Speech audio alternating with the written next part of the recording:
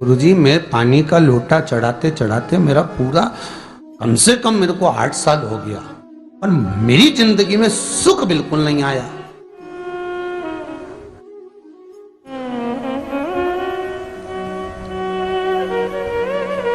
हमने कहा तूने कैसे चढ़ाया, वो भी तो सुने। तो क्या कैसे, क्या स्नान करा और मंदिर जाके लोटा चढ़ाया पानी का। अच्छा, अब मैंने कहा तू चुप रहे। उसके पति, यहीं की इसी ऑफिस की बात है, भवानी मंडी से, उसके पति से पूछा, हाँ जी वर्मा जी सही बताओ, पत्नी लोटा कैसे चढ़ाई। गुरुजी ना जाने कहाँ के महाराज के चक्कर में पड़ी, लोटा भर के पानी चढ़ाने जाए, नहाने के बाद बच्चा इतना सा रो रहा, चिल्ला रहा, पर उसको टच तक नहीं करे, किसी चीज के नहीं छुए, और बिल्कुल कोरी की कोरी साड़ी पहने, धुली हुई, पहले ही बाथरूम में टांग के धर दे, उसको कोई छू नहीं सकता, टाविल टच नहीं कर सकता, और ऐसी जाके शंकर जी के फिर लोटा चढ़ाए। मंदिर में अगर किसी ने छू लिया तो वापिस आ जाए, नहाए धोए फिर जाए।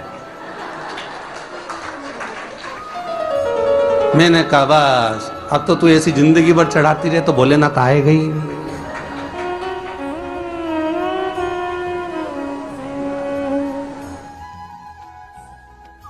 सत्य बोलो रे मिलेगा। कई लोगों ने पूछा शंकर को रिझाने के लिए कौन से कलर के कपड़े पहने कि शिव राजी हो जाए।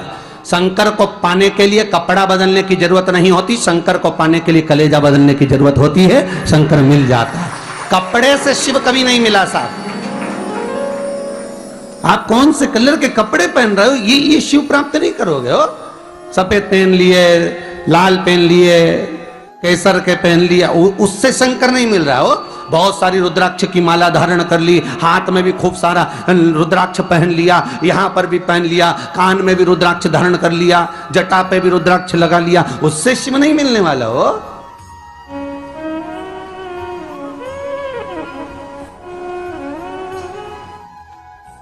अरे भाई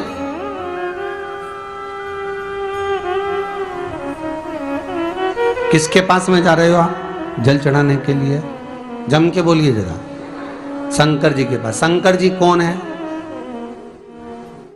तुम्हारे कौन से मतलब नहीं है। भगवान को तो केवल इतना मतलब है कि आप मन कैसा लेकर आए हो। ये तन साफ करने से, स्नान करने से, खूब रगड़ रगड़ के नहाने से, लक्स पेयर से, खूब घिस घिस के नालों ने, क्रीम ने, पाउडर, डेंटिंग पेंटिंग करके फिर भगवान के पास जाओ और बढ़िया 2-4 घंटे तक फैशन करके भगवान को रिझाओ। भगवान रिझेगा?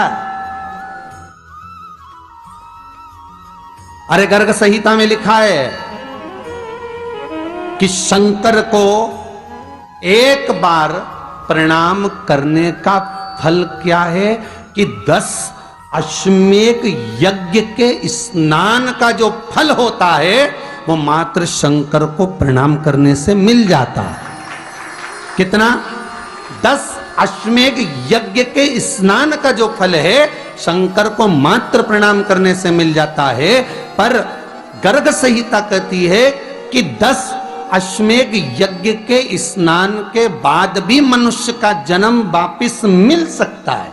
मतलब वापिस तुम्हारा जन्म हो सकता है, किसी भी रूप में हो, जन्म हो सकता है। पर शिव पुराण कहती है, गर्ग संहिता कहती है, स्कंद पुराण कहती है, नर्मदा पुराण कहती है कि महाराज इतना जरूर है कि शिव को प्रणाम करने का फल उतना है कि 10 अश्वमेध यज्ञ के स्नान का फल मिल जाता है।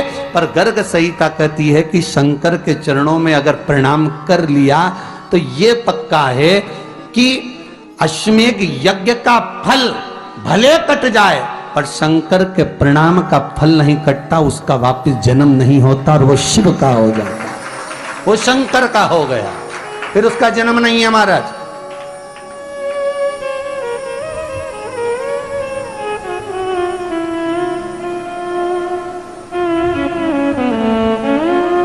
पति से कहा हाथ धो,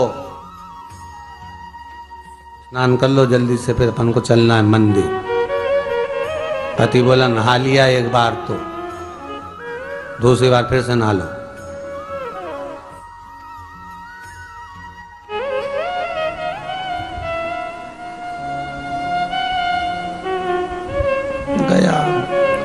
नी के ना माने तो कई घर में चंद्र घंटा से माथा बिड़ा, स्नान करा फिर आया। चल पलंग पे काय को बैठ गए?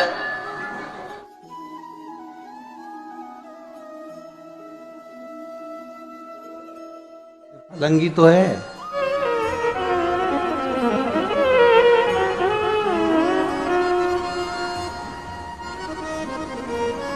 फिर से नहा के आओ। ये फिर नहावाने भेज दिया। होता एक सास बेचारी मायके जाना था, मौसी की यहाँ शादी थी। अब उसने बहू से कहा बेटा मेरे को जाना है, अपने घर में छोटे से लड्डू गोपाल, उनकी सेवा है, तू एक काम कर कि तू सेवा कर लेगी क्या? हाँ मम्मी, उसमें क्या है, करना क्या है तुम बताओ। बस सुबह से 3 बार ताली बजाना, भगवान को उठाना, पात्र में रख के नहलाना, उनको पोंछना, कपड़े पहना देना, इत्र लगा देना, चंदन लगा देना, मुकुट लगा देना, सुंदर अलकावली सब पहनाने के बाद में भगवान को दर्पण दिखाना। जब भगवान को कांच दिखाए, दर्पण दिखाए, भगवान मुस्कुरा दे, तब भगवान को भोग लगा देना। हाँ मम्मी इतना तो मैं करूंगी, और बाद में भगवान को वापिस सुला देना। हाँ इतना सा कर लूंगी। सास बिचारी कह के चली गई। अब बहू सुबह से उठ के 3 बार ताली बजाई, भगवान को उठाया, बिठाया, नहवाया, तैयार कर दिया। तैयार करके जो दर्पण दिखाया तो भगवान तो मुस्कुराया ही नहीं। अब इसको कौन समझाए कि पीतल की मूर्ति कोई हंसे है? पर उसने तो विचार करा कि सास कह के गई भगवान जब मुस्कुरा दे तो उनको भोग लगा देना। अब भगवान तो कोई मुस्कुराए नहीं, ये दर्पण दिखाया। इसको लगा कि मेरी सेवा में कोई कमी रह गई। इसने भगवान का कपड़ा वपड़ा वापिस उतारा, इनको वापिस रजाई में सुला दिया। अब भगवान को वापिस रजाई में सुलाया, फिर आ गई, 3 बार फिर ताली बजाई, भगवान को फिर उठाया, फिर बिठाया, बिठाने के बाद में फिर उनको कपड़े वपड़े पहनाकर फिर दर्पण दिखाया, पर भगवान तो मुस्कुराया ही नहीं। ये वापिस इस सेवा में गलती रह गई। वापिस इसने सब कपड़ा उतारा, भगवान को फिर सुला दिया। सुबह 8 बजे से नहवा रही, कपड़े पहना रही और सुला रही। 1 बज गई।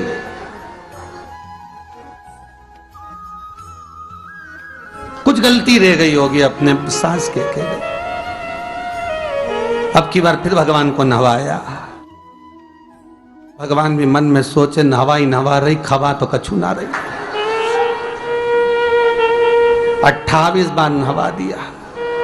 इसके बाप का क्या जाए, 29 बार भी नहवा देगी। सर्दी होगी तो हमको होगी, इसका क्या जाए। नहवा ही रही है और खवाती कुछ नहीं, फिर सुला देती है, फिर ताली बजा। अब क्या फिर आ गई और 29वीं बार फिर बैठ गई और फिर भगवान को नहवाया, कपड़े पहनाया और पहनाने के बाद भगवान का श्रृंगार करके जैसे ही दर्पण उठाया, उठा के जो भगवान को दिखाने लगी, भगवान ने मन में सोचा अब की बार तो हंसी दूंगा, चाहे कुछ भी हो जाए। और भगवान दोनों दांत दिखा दिया। जैसे ही भगवान ने दांत दिखाया, इसने दर्पण रखा और जल्दी से भोग लाई, भगवान के जिमाया। भगवान के जिमाया, जिमने के बाद भगवान को फिर वापस सुला दिया। अब ये सुबह से जैसे ही आए तो भगवान पहले ही मुस्कुरा के, क्योंकि भगवान को मालूम है नवाएगी 25 बार का मतलब उससे चंद हंसी दो, हंसने में क्या जाता। तो भगवान पहले से मुस्कुरा के बैठ जा। अब एक दिन सास आ गई। सास ने कहा बहू अब सेवा मैं कर लूंगी। हाँ मम्मी कर लो। मम्मी सेवा करने बैठी। मम्मी ने भी स्नान कराया, श्रृंगार करा, कपड़े पहनाए, मुकुट लगाया। सब लगाने के बाद जैसे ही सास कांच दिखाने के लिए दर्पण को उठाई, इतने में से मूर्ति में से आवाज आई, दर्पण तो तेरी बहू दिखाएगी, उसको बुला दे, बहुत जोरदार दिखाती, वो दिखा सकती, तू वापिस धर दे दर्पण, तेरे बस का नहीं। भगवान को भी लगा कि भैया सामने अब इसमें कोई दिखावा था क्या? प्रेम, वात्सल्य था। भगवान भक्ति के बल पर रिश्ता है। फिर बैठ गए पलंग पे, नाव वापिस। नाते नाते चले, मंदिर पहुंच गए और राम बेलपत्तर तो घर धरी आई। जैसे ही बोली बेलपत्तर घर धरी आई, पति इसको घूर के देखा, 2 बार नवाया है और बेलपत्तर रखी आई घर। ये पति से कहती कि तुम लेने जाओ, उससे पति पहले ही बोल दिया देख मेरा तो आज घुटना बहुत दुख रहा, बहुत घुटना दुख रहा।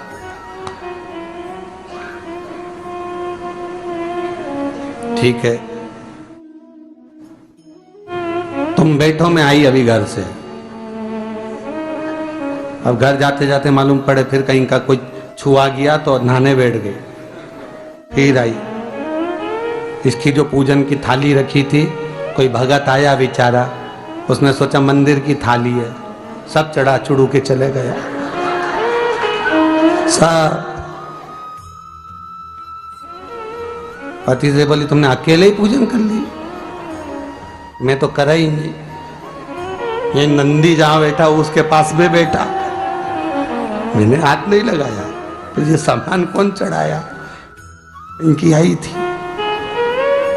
सब चढ़ाया। तो कि शर्म नहीं आई? बेलपत्तर तो था ही नहीं। तो क्या सियोर वाला महाराज की कथा सुनी थी, शंकर जी पे से उठा लिया, धो के चढ़ा के वो गई, वो चली गई। शिव ये नहीं कह रहा कि तुम वस्तुएं बटोर कर लाओ। शंकर कहता तुम्हारे पास में मिल जाए तो समर्पित कर दो, नहीं मिले धोया, वापिस शिव को चढ़ा दिया, वापिस शंकर को समर्पित कर दिया। शिव स्वीकार करेंगे। एक महीने तक भी एक बेलपत्र को धोकर शंकर को रोज चढ़ाते रहो तो भी शंकर स्वीकार करेंगे। उसमें भगवान ये नहीं सोचेंगे कि निर्माल्य है, स्वीकार करेंगे।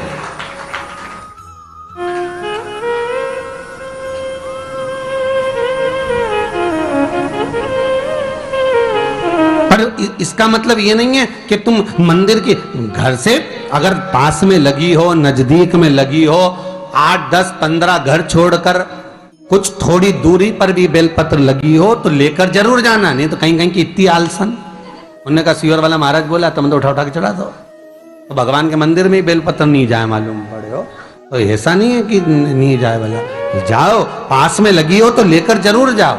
भगवान को समर्पित करने के लिए थोड़ा ना थोड़ा भाव भगवान के द्वार पर जरूर लेकर